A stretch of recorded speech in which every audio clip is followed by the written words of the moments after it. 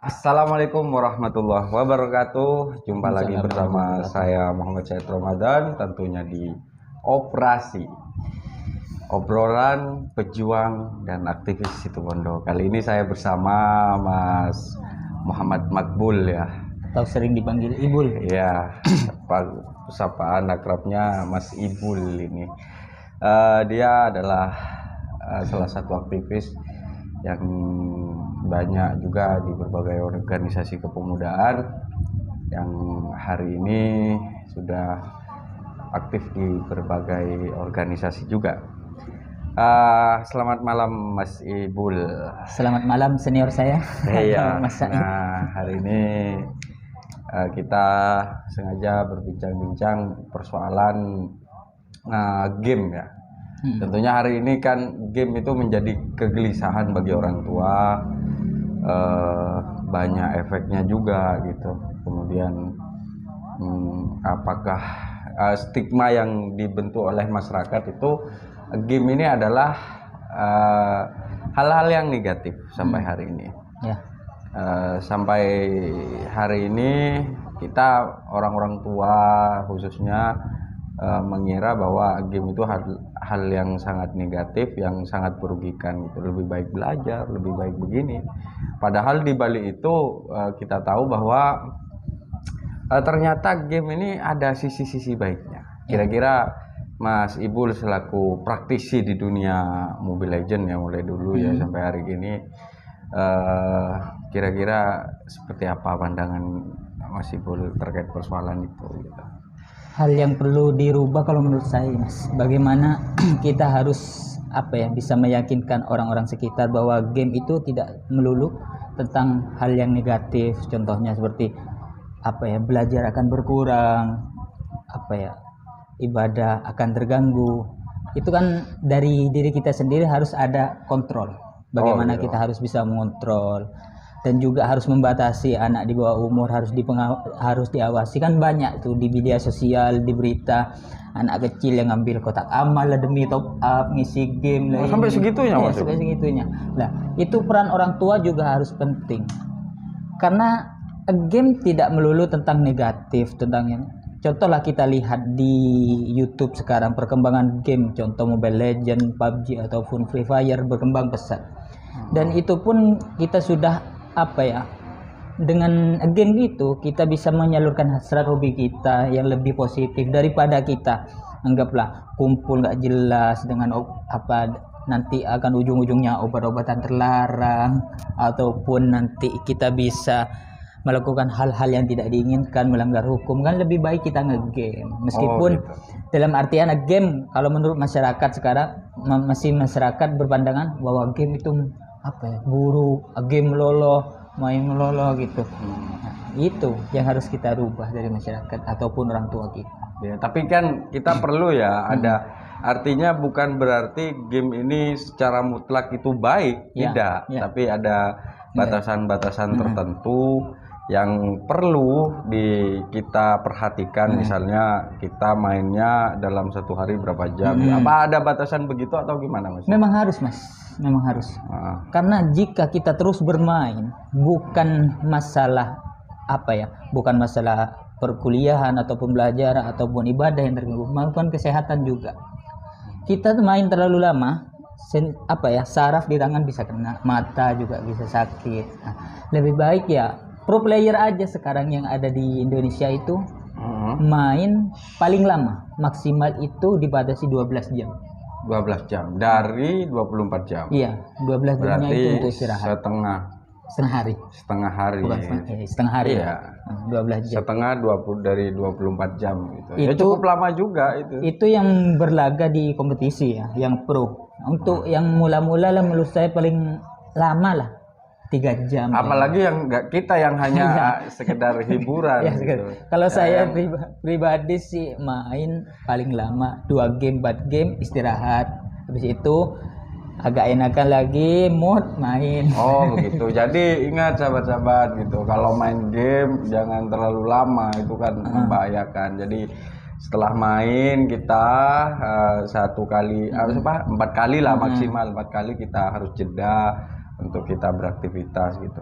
Kira-kira menurut Mas Ipul itu mengganggu nggak terhadap persoalan fisikis itu ketika kita main game? Soalnya kan begini Mas Ipul, ketika ketagihan atau sindrom ya, jadi kita cuma main Mobile Legend atau main game-game yang lain gitu, kemudian hubungan dengan teman-teman kita itu apakah tidak terganggu atau gimana? Apakah atau mungkin justru game itu yang bisa mempertemukan dengan teman-teman yang ada di sekitar kita gitu? Menurut Mas Ipul itu kira-kira bagaimana? Kalau menurut saya sesuai circle sih Mas. Kalau circle-nya game, satu tongkrongan game tuh, anggaplah satu tongkrongan Mobile Legends semua, ya kita akan semakin erat. Namun jika anggaplah sampai nggak suka main game, ya kita harus juga membatasi, nggak game terus. Kadang kita harus taruh HP-nya untuk berbincang dengan teman-teman yang lain yang nggak senang game. Karena kan apa ya, dengan adanya game bukan berarti kita harus menutup akses komunikasi dengan yang lain, dengan membatasi dengan yang lain. Gitu. Kalau persoalan ini Mas Ipul, kadang ketika kita main game itu ada yang nama istilah toxic gitu. Itu kan wah gimana cowok ya gitu kan, seru sekali itu kan. Itu gimana itu? Apakah itu nanti berefek kepada persoalan kehidupannya sehari-hari atau gimana? Jujur saja ya Mas, semenjak Mobile Legends mulut saya nggak bisa dikontrol. Kalau bercanda sama temen itu ya, cok itu seakan-akan jancuk sekarang, kata-kata imbuhan sekarang. Iya sih. Mana cok? Iya sih. Tapi kadang kalau ini menurut Sujiwo Tejo, salah satu budayawan, kadang memang janco itu adalah menjadi sebuah sapaan yang membuat pertemanan itu lebih harmonis. Kadang begitu. Tapi kadang kita harus tahu posisi ya, gitu. Harus masa kadang dengan teman-teman anak-anak itu kan kadang nggak tahu di mana dia memposisikan sendiri. Kira-kira gimana? Ya kalau menurut saya sih tergantung dari pribadi sih, dan juga pengawasan orang tua untuk anak yang di bawah umur. Karena anak di bawah umur kalau sudah toksik kan membahayakan juga Mas untuk masa depan. Contoh lah saat kuliah ataupun sekolah lah, disuruh gurunya kerjakan ini, nggak mau lah cuk, kan nggak bagus, kan nggak bagus. Jadi peran orang tua juga penting, peran teman juga penting, dan juga kontrol diri juga penting menurut saya sih. Sehingga meskipun kita main game nggak berefek gitu ya. Karena toksik itu sebenarnya sih apa ya, muncul secara alami sih saat kita, contoh lah saat main Mobile Legend mati, kita mati anjir atau contoh nama hewan, nama kelamin lah gitu kan. Karena kan apa ya, adrenalin saat main itu lain. Oh iya, jadi betul-betul menjiwai ya, seakan-akan betul-betul kita yang bertarung di situ. Apalagi game Mobile Legend, game paling ramah saat. Oh, Mobile Legend game paling ramah. Ya begitulah. Jadi memang kenapa gitu dunia toksik mungkin berulang dari situ, karena kebiasaan ya mungkin ya. Pertama kita hanya mendengarkan ini kok begini gitu. Ternyata ketika kita main ngomong-ngomong kayak gitu toksik, oh ini kok jadi asik gitu. Ya, karena kan kita bisa menjiwai dari game itu sendiri. Dan lagi saya tambahinnya Mas, kalau masalah sisi positifnya dari game ya, kata orang game buang-buang uang. Arab game lolo buang-buang besi, nggak ada hasilnya. Itu bagi yang tidak tidak diseriusi. Kalau orang benar-benar menseriusi game tersebut, bukan tidak mungkin akan menghasilkan, anggaplah uang nominal lagi. Buktinya sekarang kan game-game MOBA istilahnya. Game-game MOBA itu kan sudah menjadi ajang olahraga juga, maupun internasional sekarang. SEA Games sudah masuk juga gitu. Jadi kalau memang punya bakat di situ dan kita tahu bahwa kita memang sudah ada dasar yang bagus, basic, kenapa tidak untuk kita kembangkan? Tapi kan begitu, ada tapinya kan gitu. Tapi kita harus memperhatikan hal-hal yang tadi. Nah, yang menurut Sembian yang katakan tadi mempunyai chemistry dan juga potensi dalam diri. Potensi. Yang perlu kita perlukan adalah dukungan. Gitu. Jadi apa namanya, HP-nya juga harus. bukan masalah HP lagi, dukungan secara moral dari orang tua, dari lingkungan sekitar. Kan ya gimana ya? Kebanyakan kan sekarang orang punya potensi main game, ini bagus mainnya. Orang tua harap ada game. Itu kan membuat mental seseorang anak ataupun seseorang itu jadi down. Nah, Ya, seharusnya sebagai anggaplah sahabat kayak teman, jika ada teman yang benar-benar berpotensi, kita dukung. Siapa tahu memang jalannya dia di e-sport atau rezekinya dia di e-sport bisa berkembang ataupun bawa nama orang tua, bangga orang tua ataupun daerah atau negara itu. iya betul. Tapi Ya. tapinya itu jangan Ya. dilupakan sahabat-sahabat gitu ya kan. Iya. Jadi tapi kita harus bisa mengontrol, kita tidak berlebihan, kita juga tidak lupa terhadap lingkungan kita. Kesehatan sih paling perlu, Mas. Oh, Karena kesehatan. saat saya dulu, bukan dulu sih, akhir-akhir ini saya sering masih ngejokit Mobile Legends, akun orang main. Itu dalam target 3 hari selesai. Dalam artian 3 hari ya enggak, ya waktu istirahat harus berkurang, tidur cuma 1 jam. Ya itu. Ya itulah sisi negatifnya kalau kita terlalu tapi ada positifnya juga. Gitu. Ya namanya kehidupan Iya. kan plus minus Iya. lah gitu. Namun kan yang dilihat orang-orang di sekitar kita maupun orang tua kita kan atau lingkungan kita negatifnya itu kan yang dilihat, dan itu yang harus kita rubah. Jadi betul-betul bisa melihat secara apa ya, secara tuntas. Jadi ini persoalan apa namanya, main game juga ada positifnya, ada juga negatifnya, tapi dengan koridor-koridor Ya. tertentu. Kalau Mas Ipul itu prestasinya di Mobile Legend itu apa aja Mas Ipul? Ya cuma turnamen warkop sih Mas. Kalau Ya, untuk nggak sampai turnamennya ke nasional ya bukan nggak pernah sih, nggak lolos. Kalau hero-hero yang rank apa itu biasanya kan ada Ya itu ya, kalau menurut kata orang sih, kalau orang pro harus bisa semua. gitu, Ya enggak, saya bercanda. enggak, kalau itu possible kan ada misalnya di apa Hero Gatot kan ada rank global gitu, Iya. top global. Pernah nggak top global? Kalau top global nggak pernah, kalau top cuma top Indonesia nomor 3 pernah, Leo Mode itu. Pernah top global nomor 3 ya. Top Indonesia. Oh, Kalau global, top kalau Indonesia. global terlaluan sekarang. Terlalu Di sulit Mobile, ya. iya, di Mobile Legend itu kalau nggak main sama teman, apalagi main solo, saya saya saranin bagi teman-teman gitu ya. Kalau mau uji nyali, uji keberanian, kesabaran, main Iya. Mobile Legend, main solo. Iya. Itu. Apalagi bulan puasa, pahalanya besar. Ya ketimbang apa namanya, hal-hal yang negatif Iya. gitu kan ya. Nanti batal juga. Ya gitu. Ada pesan-pesan khusus nggak Mas betul terkait persoalan game untuk teman-teman semuanya Pesan-pesan. menonton channel Zona Mikir gitu, biar kita pikir juga lah, game ini juga harus dipikirin loh Iya. gitu, karena memang Sekarang hari ini hampir semua golongan ya, mulai dari yang masih anak-anak sampai yang dewasa juga mulai main game gitu untuk mengisi kekosongan atau apa yang lagi jenuh gitu kan, tuh main Mobile Legend atau game-game yang lain. Kira-kira pesan-pesannya apa? pesan saya kalau untuk anggaplah ya adik-adik atau teman-teman saya di luar sana yang punya potensi, contohlah di game Mobile Legend, PUBG ataupun Free Fire, kembangkan. Dan apa ya, saya cuma minta, pesan saya apa ya, dari segi pemerintah ataupun dalam apa yang mengayomi game itu, masa kau nih bilang ya e-sport di daerah itu juga harus bisa memfasilitasi, harus banyakin turnamen di setiap kota. Itu dalam artian kan, kalau turnamen banyak kan anggaplah mudah ya kan, mudah menyaring pemain-pemainnya. Iya. Enggak, maksud saya kan untuk e-sport ini kayaknya modalnya nggak terlalu banyak gitu. Iya. Artinya ketimbang olahraga yang lain misalnya. Menurut sampean gimana?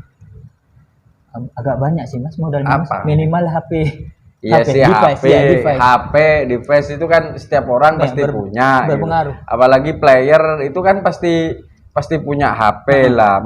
Maksudnya kan nggak mungkin harus dilengkapi HP-nya dulu, tidak. Tapi kan Iya. bagaimana sistemnya dulu. Mungkin player-playernya bisa membeli sendiri. Gitu. Iya, menurut saya sih cuma apa ya, harapan saya sih turnamen diadakan oleh pemerintah, dukungan dari pemerintah ataupun e-sport yang di daerah itu harus sering diadakan sih untuk menyaring player-player ya. Kan biar apa ya, hobinya mereka itu namanya tersalurkan. Oh, ada turnamen saya harus ikut. Jadi Nah, kan artinya ada yang ke arah positif, betul-betul bisa menjadikan atlet yang di bagian itu. jadi kan main tiap hari itu ada outputnya. Oh, main tiap hari sampai begadang. Ujung-ujungnya cuma main rank. Ya. Kalau ada turnamen diadakan oleh e-sport di daerah, kan enak. Hobi kita tersalurkan, juara, dapat hadiah. Tapi sudah kan banyak di sini ya, Iya. Apa itu harus melewati e-sport ketika kalau mau mengikuti kejuaraan-kejuaraan yang bersifat nasional atau wilayah lah Jawa Timur gitu, yang di provinsi. Kalau di Situbondo sendiri sih yang mengadakan turnamen kan masih kebanyakan dari warung-warung kopi, warkop tertentu, bukan dari pihak pemerintahnya ataupun e-sportnya sendiri. Iya. Seandainya dari pihak e-sport itu, e-sport daerah itu menyediakan, kan kita bisa nanti pemenangnya di Situbondo ini akan sparring dengan daerah ini, akan lebih membantu pengalamannya itu lebih banyak dan lebih serius lagi dalam bermain gitu. Soalnya sekarang untuk memasuki dunia e-sport itu susah, Mas. Dalam artian untuk masuk contoh ke divisi Mobile Legend di e-sport, EVOS atau RRQ itu susah. Oh gitu. Harus ranknya ini, harus ini. Dan itu ada kontraknya dan menetap di GH sana. GH itu gaming hostnya, markasnya harus menetap di sana. Jadi kayak klub sepak bola Iya, gitu, harus dilatih. Untuk yang sekolah itu ya sekolah pindah bukan pindah, homeschooling. Jadi sekolahnya itu sekolah di online. Jadi gitu. Jadi begitu. Kalau sudah enak, kira-kira bayarannya berapa itu, Mas? Kalau orang-orang yang sudah kelas nasional, atlet-atlet game nasional. Di Mobile Legend itu sama halnya seperti sepak bola sih, Mas. Ada divisi 1, ada divisi 2-nya. Untuk divisi 1 sih paling rata UMR. Oh, divisi 1. Divisi 2-nya UMR. Divisi 2. Kalau divisi 1 di atasnya sih, Mas. 400 juta sebulan. Wih, ngeri sobat. Bener, ya kan? bener.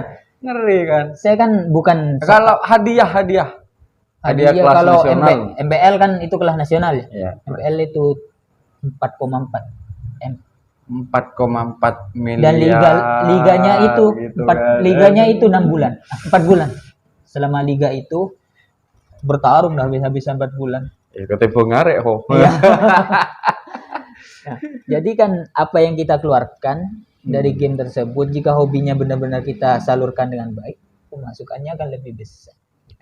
Ya apapun lah namanya, sebenarnya dimanapun apapun kalau misalnya diseriusi ya akan bernilai. Tapi tergantung pribadi sih. Kadang ada orang yang berpotensi tapi tidak punya kemauan, sudah mencapai titik ini udahlah cukup. Nah, Ini diri sendiri sih. Iya. Ya, meskipun mungkin ada lagi yang mau disampaikan meskipun terkait yang lain persoalan game misalnya apa. Udah cukup sih. Udah. Karena kendalanya cuma ya bisa mengontrol lah, dukungan dari orang tua, ya bagaimana kita harus merubah paradigma jelek game di lingkungan kita, itu aja sih. Ya seperti itu, dan pemerintah mampu memfasilitasi. Dan sekarang game e-sport di Indonesia ini menurut saya sudah mulai berkembang dengan adanya PON. Kemarin sih PON sudah ada setiap daerah itu. Jawa Timur ada saringannya, setiap Jawa Timur, Kalimantan. Padahal paling gampang ya menjaring pemain yang bagus misalnya kalau di e-sport. Susah seleksinya, seperti kayak kita seleksi bola lah. Meskipun sampean contoh lah, sampean sudah ada di EVOS itu ya. Untuk masuk ke daerah Jatim belum tentu masuk juga. Itu juga. Ya. Karena kan setiap pelatih punya kriteria masing-masing. Ya. Dan kemarin pun prestasi terbesar Indonesia di sport Mobile Legend lah. Di Mobile Legend saya bahas Mobile Legend ya. Juara 2 kali, runner up. Tuh untuk ruang lingkup ASEAN. ya, semoga lah ya di situ Bondo kita betul-betul bisa melahirkan atlet-atlet game yang bisa bersaing di Kalau di situ internasional Bondo maupun sih global. banyak mas atletnya, sumpah banyak. Yang seangkatan saya dulu itu banyak, bahkan banyak yang top global itu. Ya itulah, karena nggak ada fasilitas, jadi ya. Ya semoga lah kita berharap mungkin dari podcast ini kemudian ditonton banyak orang, Amin. kemudian Pemerintah bisa sadar, melahirkan. e-sport sadar, e-sport daerah Iya, sadar. maksudnya ini betul-betul bisa Ditanggapi dengan serius. Makasih Mas Ipul. Iya, sama-sama. Semoga kita bisa bertemu di lain hari dan Amin. berdiskusi tentang banyak. Siap. Terima kasih. Assalamualaikum warahmatullahi wabarakatuh. Waalaikumsalam warahmatullahi wabarakatuh.